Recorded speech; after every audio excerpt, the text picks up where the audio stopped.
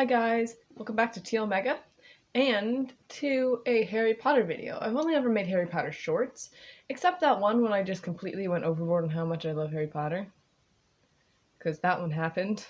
Yes, I do realize I'm missing the third Harry Potter book here. I've lost it, and I have no idea where it went, so I have to deal with this right now. But I think the setup's pretty cool, so pat myself on the back.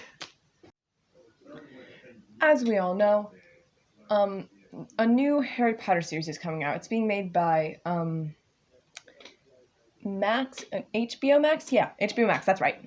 So today I'm talking about the small details that should be in the Harry Potter series. Now, I know there are a bunch of videos about big things, mostly all pertaining to the Goblet of Fire here, but I'm going to do some other ones, some small little details that I think would have been really cool to see on screen.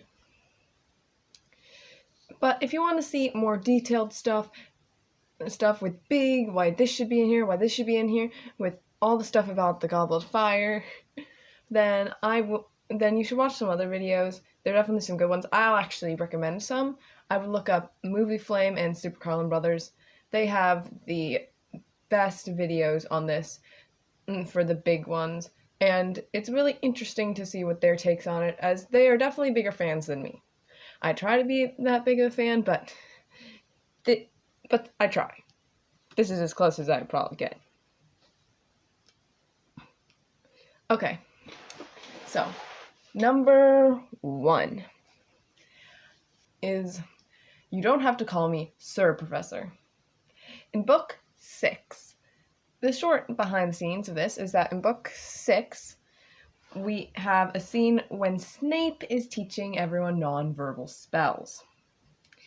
And he is about to use Harry as a guinea pig on it when Harry uses the shield charm Protego. And Snape says, remember we were practicing non-verbal spells? And Harry then says, yes. And Snape says, yes, sir. And then Harry says, in a line that I just love, you don't have to call me Sir Professor. And it's so good, and I love it. It's basically the book equivalent of I'm sorry, Professor, I must not tell lies from the original movies. So, yeah. Okay, number 2.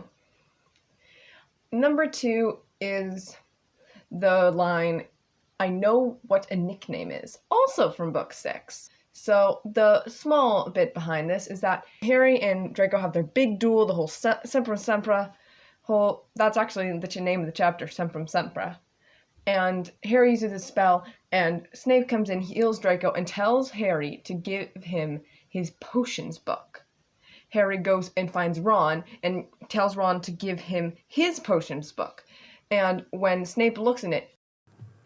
Hi, voiceover T here to say that I got this completely wrong, and I feel really bad about it, so I decided to do a quick voiceover of it. Snape says, then why does it have the name Rooney Wazzleby written inside the front cover? That's my nickname, Harry says. Snape says back, I understand what a nickname is, which is pretty comical, I must say. Now, and so that's all for number 2.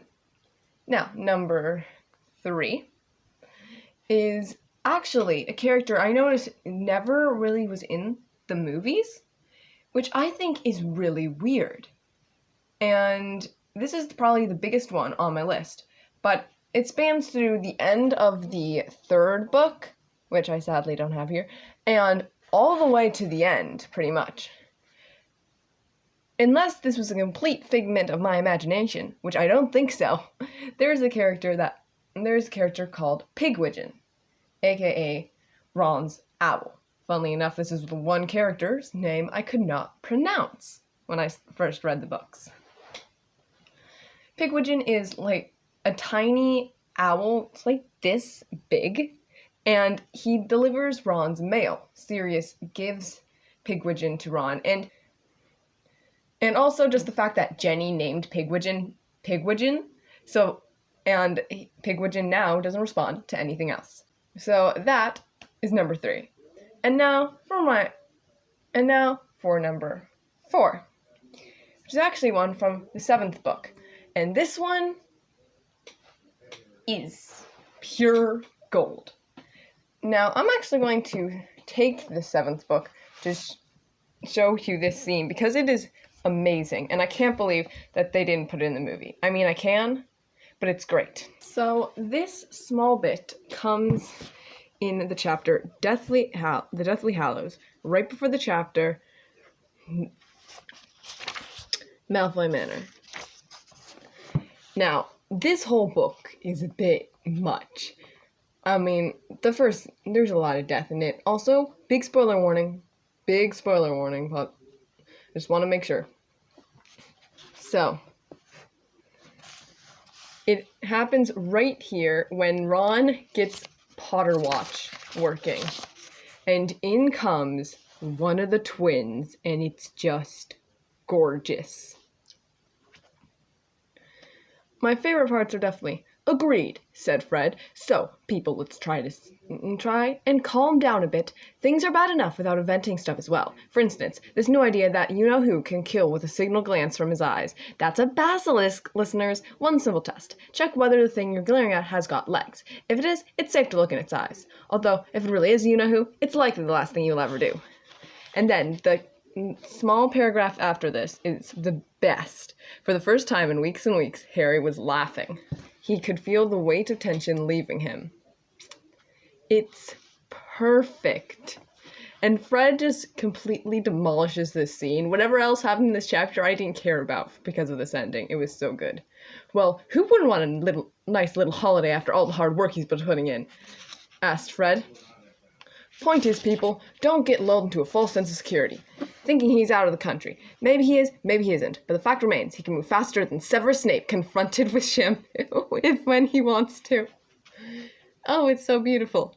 So don't count on him being a long way away if you're planning on taking any risks. I never thought I'd hear myself say it, but safety first."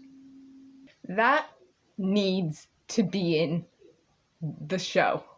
I need to see, after what will definitely be years of them filming and making this show, I need to see that happen.